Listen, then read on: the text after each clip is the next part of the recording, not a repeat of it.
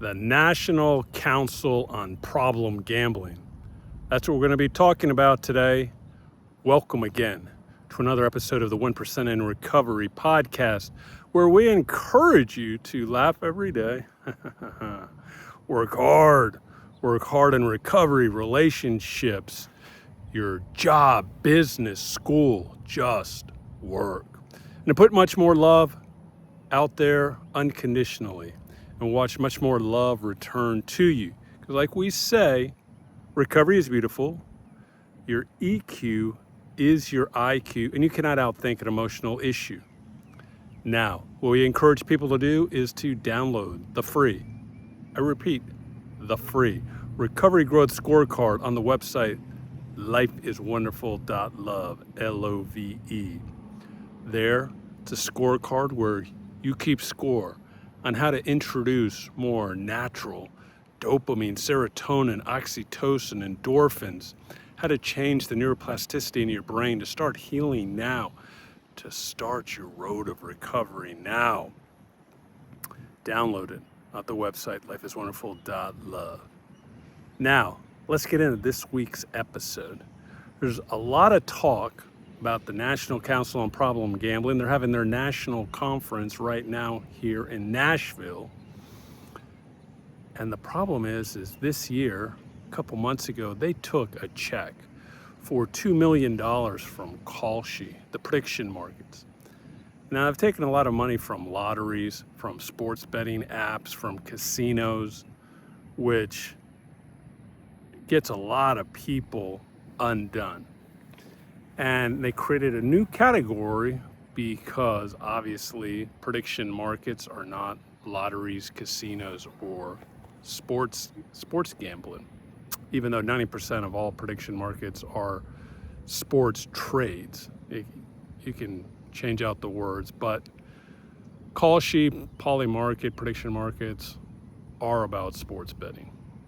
But they took this $2 million, and now the Michigan Council on Problem Gambling left the National Council because it goes against what they're trying to do. I agree with all this. But first of all, before we talk about the $2 million and allowing Kalshi to be a part of the National Council on Problem Gambling, the problem with the National Council and every state council that I come across is that they push responsible gambling.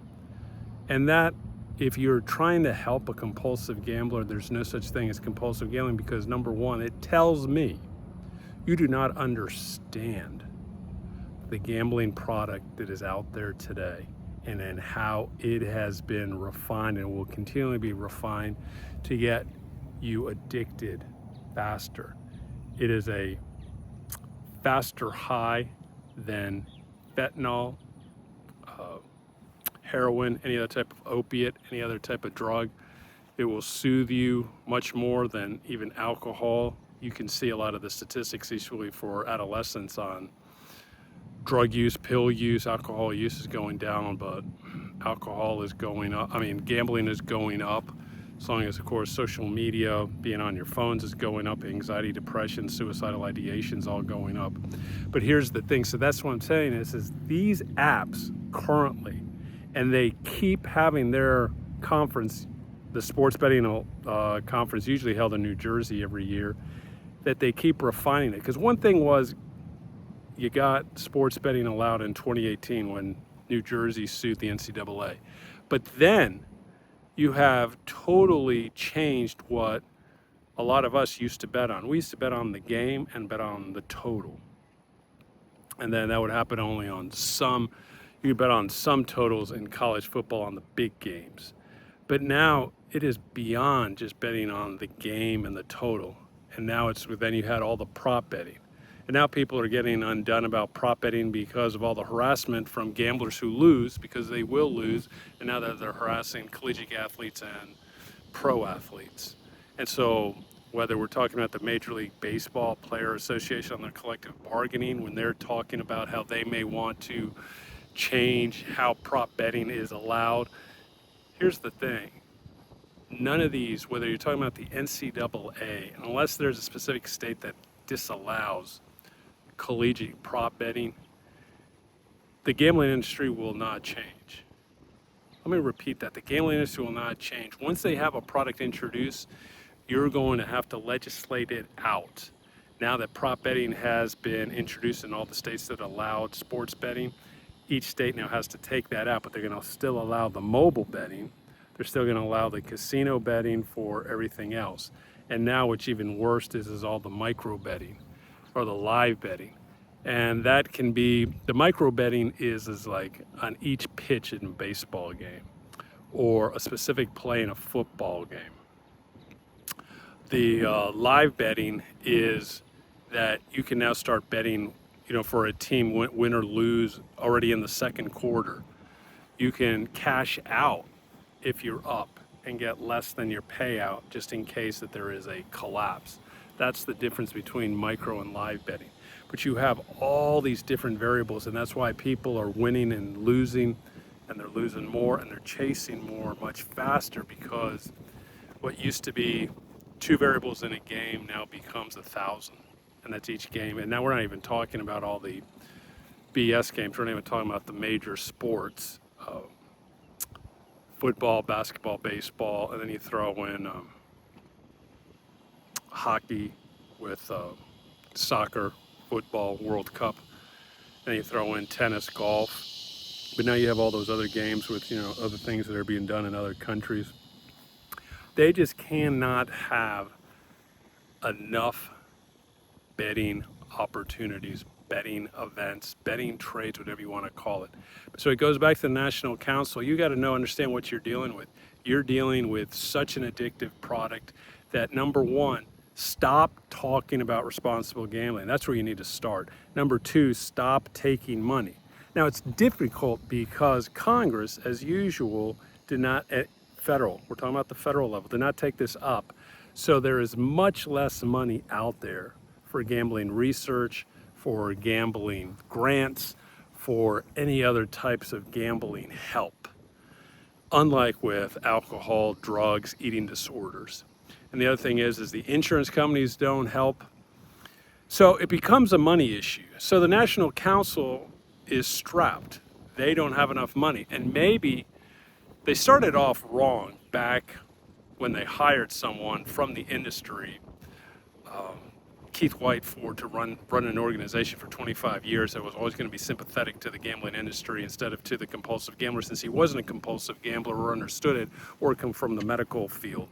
And then goes back after 25 years saying that he did so much for the gambler in recovery, or the gambler that was suffering. Then he goes back to the gambling industry to collect a paycheck. No different than a lot of politicians, which would go work for some lobby after they stop working in Congress. People always will chase either good money or bad money, and they go after what is out there. And so the National Council is taking $2 million from all these lotteries, all these sports betting app companies, all these casinos, and now all these prediction markets.